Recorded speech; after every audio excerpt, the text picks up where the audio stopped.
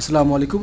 Hasan Europe information থেকে সবাইকে জানাচ্ছি শুভেচ্ছা ও অভিনন্দন। আজকে যে বিষয়টা আমি শেয়ার করব, সৌদি আরব থেকে কীভাবে আপনারা ক্রোয়েশিয়াতে আসবেন বা ইউরোপিয়ান যে কোনো কান্ট্রিতে আপনারা অ্যাপ্লাই করবেন, কী কী ম্যান্ডেটরি ডকুমেন্টস লাগে, কী আসে বিষয়, সেই বিস্তারিত বলবো। আমাদের সাথে থাকুন।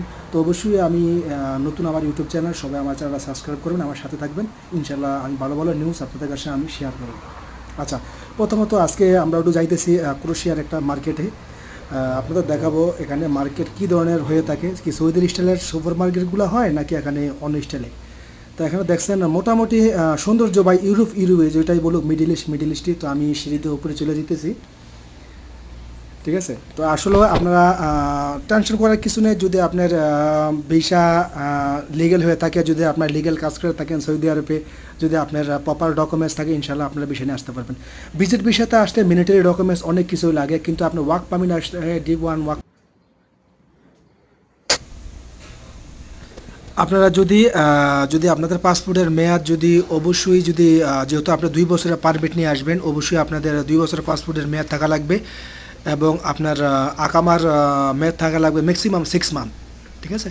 তো আশা করি পারমিট আসতে বেশি দিন টাইম লাগে না। যদি কোনো একটা কোম্পানি থেকে আপনাকে যদি একটা ইনভিটেশন লেটার বা ওয়ার্ক পারমিট দেয়, সেক্ষেত্রে সৌদি আরবের রিয়াদে যে বিএফএস গ্লোবাল আছে, বিএফএস গ্লোবাল মাধ্যমে একটা অ্যাম্বাসির অ্যাপয়েন্টমেন্ট ডেট নেওয়া লাগে। অ্যাপয়েন্টমেন্ট ডেট নেওয়ার পর আপনি যে ওয়ার্ক পারমিটের যে আপনাকে কোম্পানি থেকে যে আপনাকে ইনভিটেশন লেটার বা ওয়ার্ক পারমিটগুলো দিবে, এটার সাথে কিছু ম্যান্ডেটরি ডকুমেন্টস অ্যাডজাস্ট করা লাগবে আপনাদের। Travel insurance, health insurance, ticket booking আর ব্যাঙ্ক স্টেটমেন্ট লাগবে না ওয়ার্ক পারমিটের ক্ষেত্রে। যদি আপনার কোনো ট্যুরিস্ট ভিসাতে যদি আপনি অ্যাপ্লাই করেন, সেক্ষেত্রে আপনাদের ব্যাঙ্ক স্টেটমেন্ট প্রয়োজন হয়। আর যাদের প্রফেশন লো থাকুক বা হাই ক্যাটাগরিতে কোনো সমস্যা নাই, ওয়ার্ক পারমিটই জায়গায় কারো ক্যাটার আছে loading unloader, marketing manager, site supervisor, electrical supervisor, সেক্ষেত্রে কোনো সমস্যা।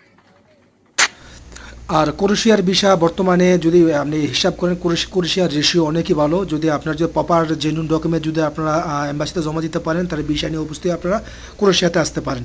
তো আমি আজকে একটা শপিং মলে ঘুরতে আসলাম ক্রোয়েশিয়াতে। তো ইনশাল্লাহ পরবর্তীতে কোনো আপডেট পাইলে আমি আপনাকে জানাবো যে কীভাবে ভিসা কোন কোম্পানি থেকে আপনারা অ্যাপ্লাই করবেন, কীভাবে ক্রোয়েশিয়াতে আসবেন, সেই বিস্তারিত পরের ভিডিওতে আমি বলুন। ইনশাল্লাহ সবাইকে আজকে পর্যন্ত সবাইকে